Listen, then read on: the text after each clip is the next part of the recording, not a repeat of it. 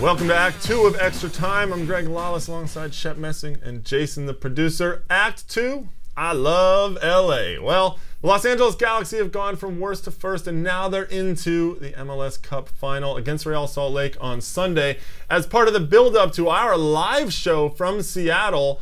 Live Extra Time, you gotta love that, right? We're gonna be talking to some coaches this week and breaking down some of the teams. On the Sunday show, of course, we'll have a much more in-depth analysis of it. Guys, let's talk about LA in Act 2 here. Now, the Galaxy, of course, everyone loves to talk about the turnaround, but what did the coaching staff do specifically to bring it about? I think there's a lot of things that this coaching staff did that you have to give them credit for, and it starts with drafting of Omar Gonzalez and AJ De La Garza. Those two key players for them who appeared over and over for them and were just key elements to their success and their defensive turnaround. I think the trading up to get De La Garza shows that they had to make some moves in order to put this team together. I don't think there's any question. Personnel is paramount. But I think even before that, Bruce Arena brought Dave Sarachan in immediately, and they gave them a different culture, the LA Galaxy, different mentality. They would not tolerate the type of performances they had before. And they could do that, Bruce Arena and Dave Sarachan, because they have the respect of the players. And then you get to the marquee guys like Landon Donovan, David Beckham.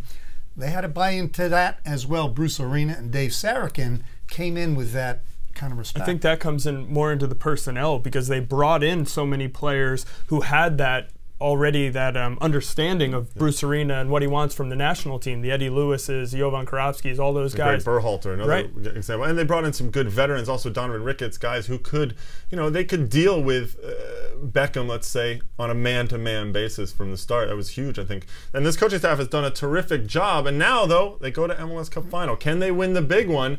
Well, we're going to have to ask one of the members of the coaching staff. We're joined now by Associate Head Coach Dave Sarachan from the Los Angeles Galaxy.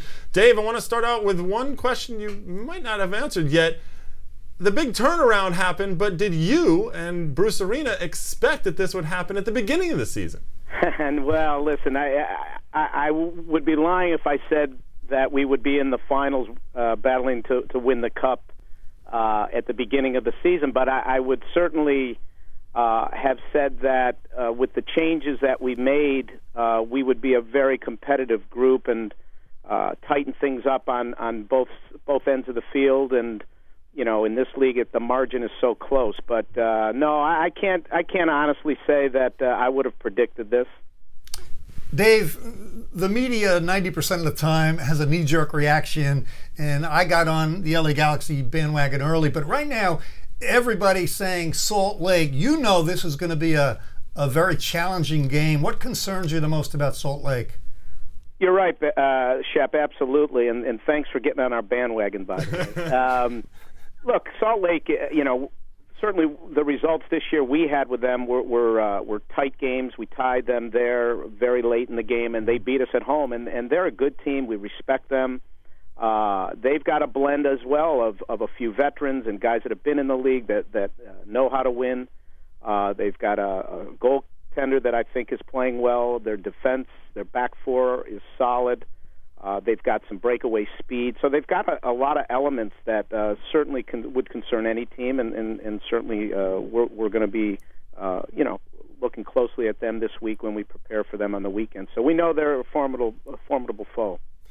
Dave, so the biggest turnaround in this Galaxy team has clearly been the defense, and I guess it would start with Donovan Ricketts, but talk to us a little bit about how the defense has really come together, and I mean, you've only given up 2 goals in the playoffs and looked pretty impressive.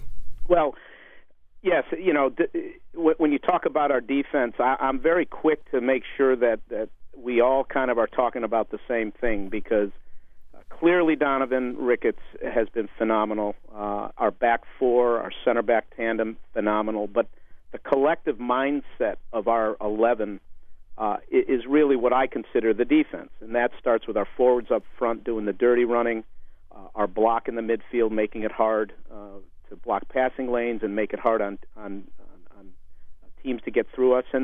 And then the coordination of our back line. So it's a collective mindset that I think everybody has bought into that has allowed us to defend so well. But, as reporters and people on the outside looking in, sure, Greg Berhalter, Omar as a central pair have been great. Sean Franklin, solid. Todd Donovan, AJ when he was in, and Donovan Ricketts. To me, no disrespect to Zach. I coach Zach. I love Zach Thornton. Donovan has I think is the best goalkeeper in the league right now, and so that's been a big part of it, no question.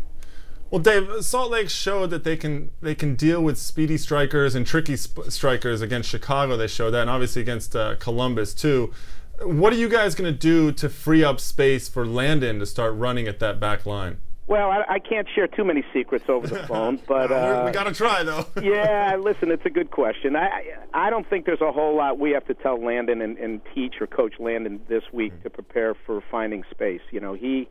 He's having an unbelievable year. He's a great player, and great players find space. And we know their center backs are good, hard markers and are going to pay a lot of attention to our key players, Landon being the real key forward. But, we got to do a good job with the ball. We got to be patient. We got to find feet, and just a good movement ahead of the ball is going to be important against Salt Lake. And that's been when we've been our most successful, when guys are active and timing their runs and moving off the ball.